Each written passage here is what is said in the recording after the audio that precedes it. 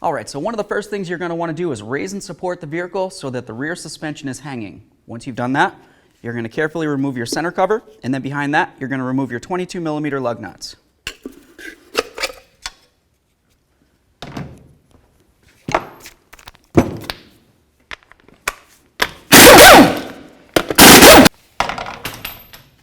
Remove your wheel. The next thing we're going to do is remove some of the mounting area right along here so that we can move this away. You're going to use a 7mm on the bolts, and then of course just draw away the push clips.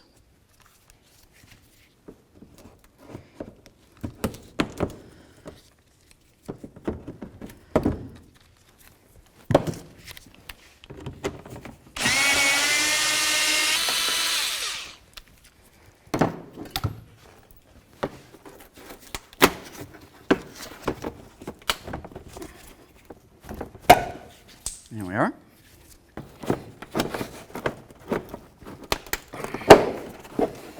Just going to move this so we have a clear view of what's going on behind there. Now with this pulled out of the way, we have a clear view of our connection points. You have your electrical connection and your air connection. Remove the pair. Nice small pocket screwdriver. You can come in here and you can draw out the locking clip and then take this right off of here. Take a peek, set it aside. With this one right here, there's a little tab up along the top. You can just usually grab onto that and then draw the electrical aside. Take a peek, make sure you don't see any funny colors. The next thing we're going to do is just put light pressure on the rear differential to take pressure off of the rear shock. That should be good. Now if you were to look at the shock, you're going to see the upper mounting nut with the bolt that comes through from the inside. All right, it's going to come in this direction. From the back side, we're going to use a 21mm socket deep with a ratchet, and it's just going to be able to hold this, and then we'll take off the 21mm nut.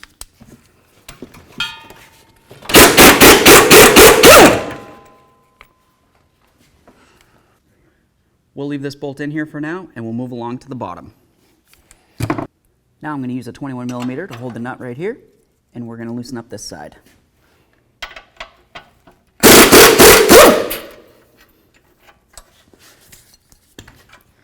If the bolts don't want to come out, you can either raise or lower the pumpkin until it's nice and free. There we are.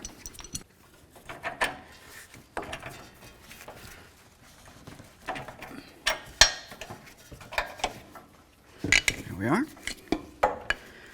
There it is, friends. Now it's going to be time to install our new shock. Take one of your bolts for the top. Come in just like this, line it up, and then we'll come from the inside and then through. Hardest part's just getting it lined up. Once you do, it should be fairly easy. Push it right on through. We're not going to tighten that up yet because next we're going to set in the bottom. So now if you were to look, you're going to see that your shock sits much lower than the area on the differential. So you're just going to lower it down a little bit until it gets close.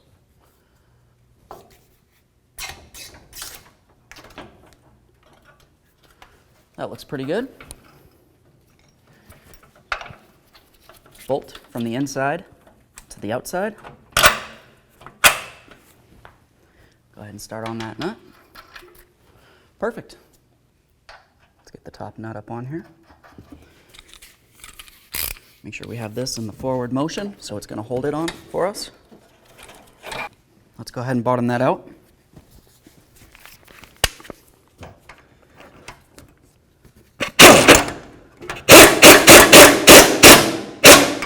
That's good. Now we'll torque it to manufacturer's specifications. Let's torque this to 85 foot-pounds.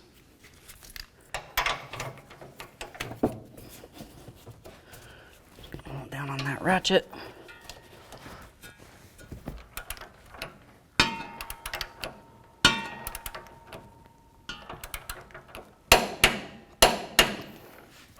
Torqued. Do the same to the lower.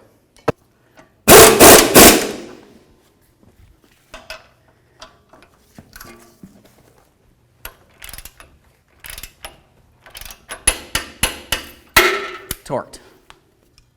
Now if you've got a little dielectric grease, I would just go right along this wired area right here. It's going to help keep moisture out of there. And then at the same time, I would go along this area right there, but be careful not to get anything inside of the hole.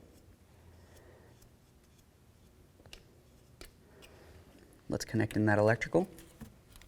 Make sure it clicks in, give it a nice little tug, make sure it doesn't slide off. Take this one and give it a little wiggle, slide it straight on. There we are. Now we'll make sure we put in our locking clip.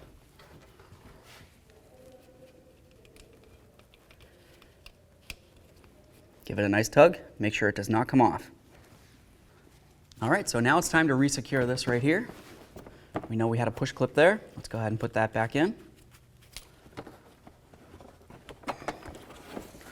Another push clip down along the bottom right there.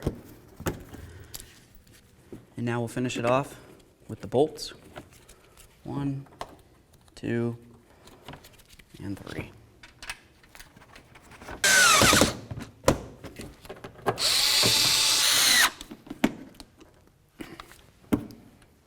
Now it's going to be time to get the wheel back up on here. Go ahead and start on a couple of those lug nuts. Now we'll bottom them out and we'll torque them to manufacturer's specifications.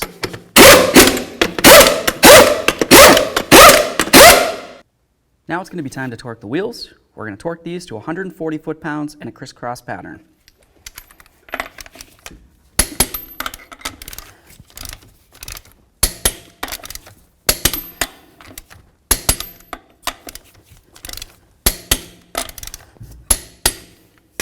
Torqued.